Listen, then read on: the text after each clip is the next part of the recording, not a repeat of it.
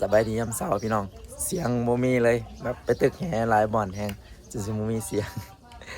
มื่อนี้นะเป็นมือเดือน3ออกมา3ค่ำเป็นมือวันงาม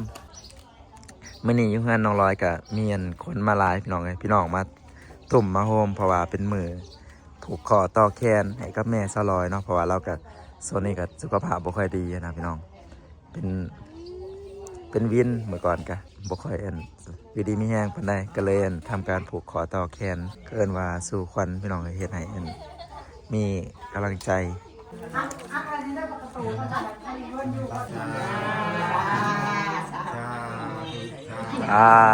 ถึงเด้อแค่นับผัวไปจับแค่แต่ว่าจะมาผูกกันเนาะไม่หม้อนี่เขาผูกแขนยังแง่อยู่เอาเช่ลูกเนี่ยมุกก็หยอกซื้อ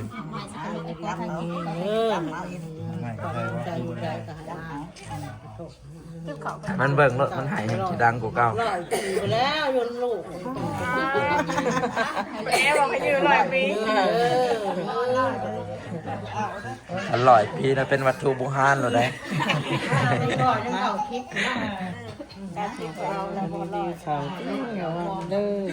เอื้อยใหญ่แล้วก็เอื้อยห้องเนาะอันนี้เป็นน้องหรือเป็นเอื้อยน้องสาวมันให้ยืนได้เปลี่ยนลูกเป็นลายของจ้า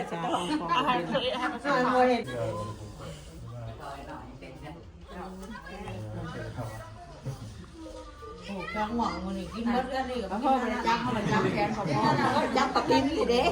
เจียวไปจับในร้านจับปะติมเนี่ยมาจิกระโดดไปจับผุนมันกดแล้วเราบางอย่างกระโดดกุบเจ้างานเป็นหัวเริ่มงานมาเทิง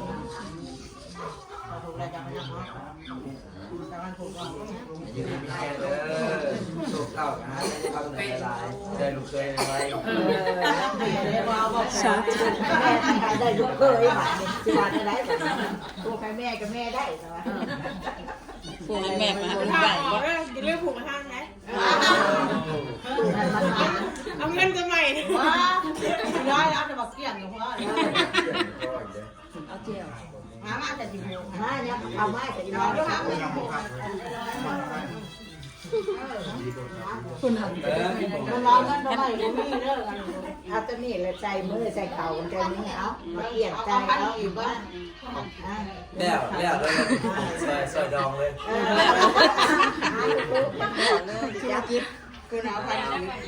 สมบัติความหักสุขภาพแข็งแรงก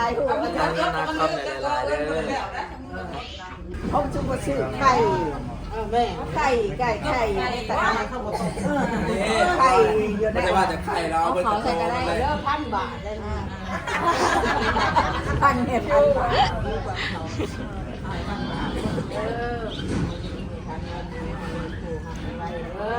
ไปเองว่าผูกแขนให้ได้ผัวแล้วได้ผัวมาให้ก็จะทำมีใหม่เรียกว่าทำความใหม่มากินเก่าขาดไปมันอีกจะแง่มีใหม่แล้วมันมันสิ่งอย่างแล้วมันเลยได้เลยล้านลายอยู่ดัง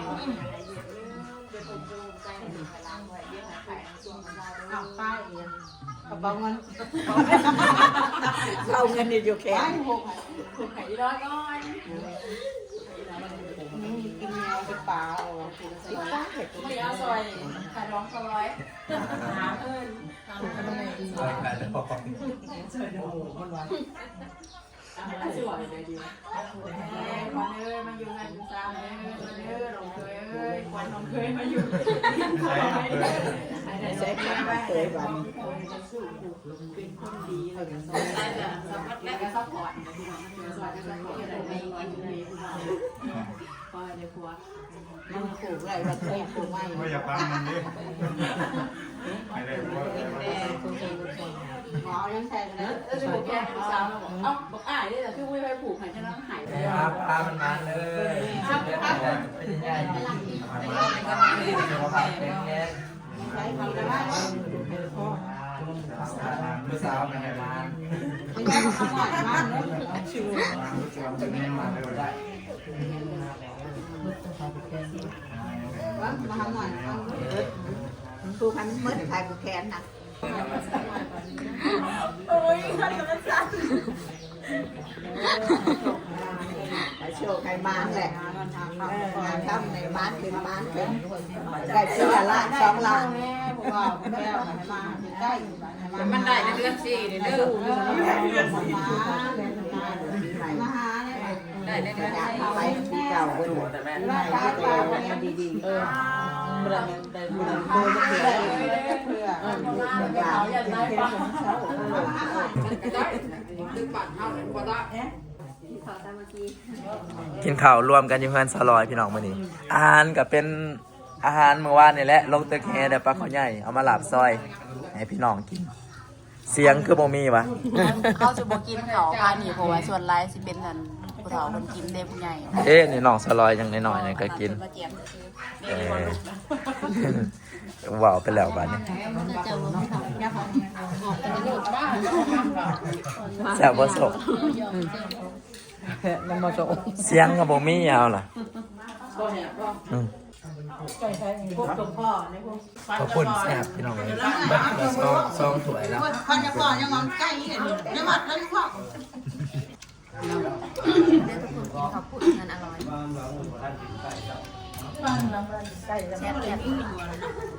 มันซ้อมมันเลยกินหนัก ในหนังมันนะจะได้เห็น แล้วซองถ้วย มันมีตำแหน่งเดียวเป็นหลังไส้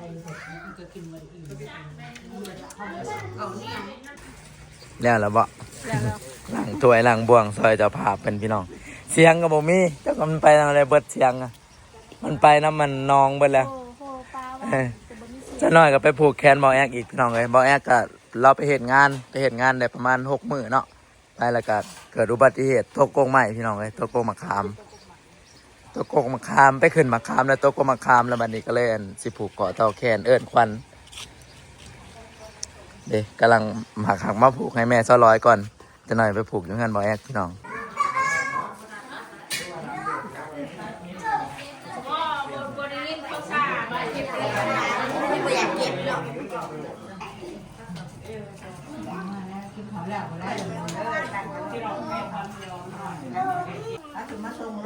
ผูกแขนเฮือนหลังที่2พี่น้องเลยหลังแรกผ่านไปแล้วลำบากเลยในการเว้าเนาะหลังที่2ผูกแขนบ่แอกพี่น้องเลย เขาให้ผูกก่อน ทำหาลูกชายอ้ายใหญ่เขาแต่เราบ่ว่าง เข้าไปเด้อเจ้าบ่าว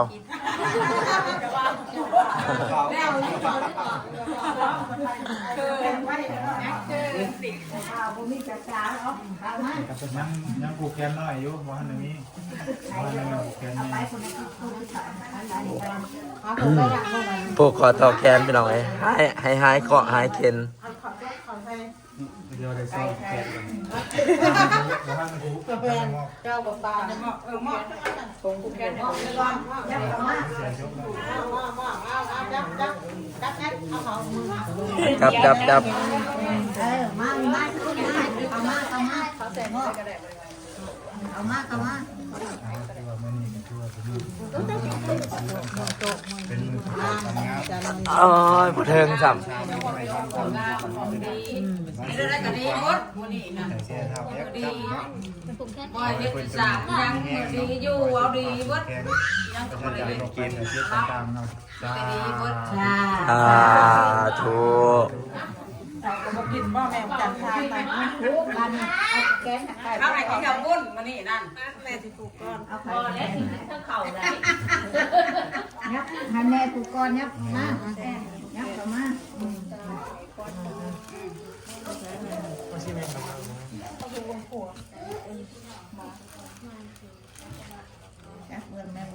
ไม่อยากคือเคยเลยเติมทำมีตัวเองนะหลาย กำลังมีอัน ร้อยมาสมุดน้ำอายนะกว่าเรามา ควันอยู่เมืองไทยกับมาควันอยู่อันเกาหลีกับมาใจ มาเจอกันเลยต้องเป็นทางดูบ้านได้มาเฮ้ยเล่นได้ฟันเกาหลีไปนี่แหละมาใส่กับมาเบิร์ดดีมีแฮง สุรินทร์เด็ดสบู่เป็นสบู่ไม่แห้งมา วันที่ใช้กับมาเบิดเอาเอาวันที่นี่ก็คงไม่ต้องต่อกับให้มาวันที่ใช้กับให้มา เกาหลีก็ให้มาเด้อพวกก็คามยังพวกก็คามก็ให้มาเด้อเด้อให้มาเด้อว้าวจ้ามาอยู่นำเด้อหลังรวยดีเมีย ให้ได้ลูกให้ได้เมียทั้งหมด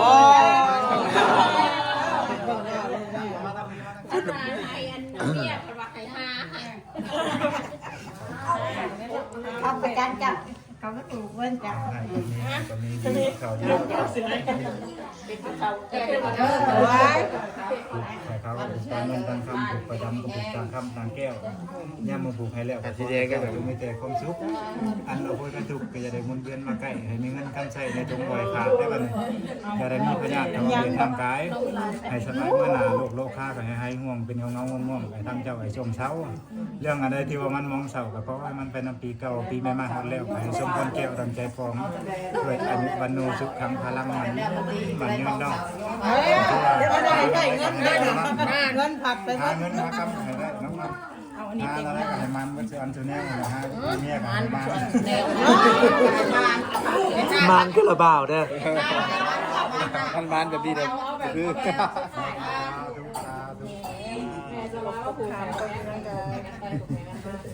คนมาเพื่อนอยู่ชาติคือเก่า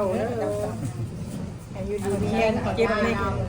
หน้าในตังค์จะไปที่ไหนเนาะ เป็นจะพูดค้ำจะให้มาเบิดวันที่ใช้แล้วนะเอามา มาเด้อแอกขวัญตกกขามอยู่ผมกับไข่มาเลยอยู่น้ำอยู่ก่อนเลย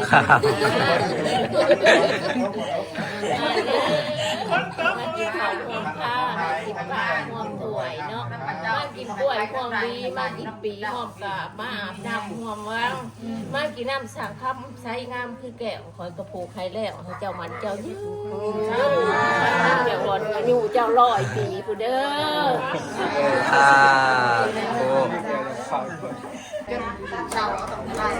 บ่อยากไงตกกุ๊กใหม่เนี่ยตกดูอันนี้พี่น้องเลย ตกหลายเถื่ออันนี้เหรอเถื่อว่าอันนี้ก็คือครั้งล่าสุดเนาะที่ว่าเราตกกุ๊กใหม่ตกกันแต่ตอนที่ว่ายังเป็นเด็กหน่อยก็ตก ให้เรียกลูกเรียกร้านอยู่นี่เด้อ โอ้ย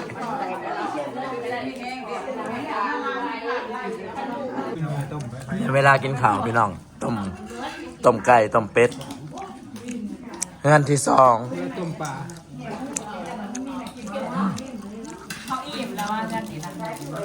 ว้าวเพื่อนนะบ่มีเสียง มาที่บ้านนายนายยังมีมะม่วงมาลุกไม่ต้องมะม่วงมาลุกไม่ต้อง เก้าอี้มาอันใหม่หอกกันเจอเจอยู่อันแต่ว่าสันจะว่าที่เราจะภาพเรื่องอิ่มเลยแบบจากหม้อได้ก่อนกินก็ได้ ห้องอะไรล้มเลย ยันรูปเนาะ อะไรนะแอ๊กเด็กคือจักห่อแต่หน่อยแต่ห่อเป็นหน่วย แม่แม่มัน กันเดียววันนี้เลยค่ะ แม่มาจาก ในดอกนี่แบบว่าในดอกได้ดิ ไปปั่นเป็นแนวแล้วเอาแล้ว จับเปลือกจองลูกให้เป็นมันแหละ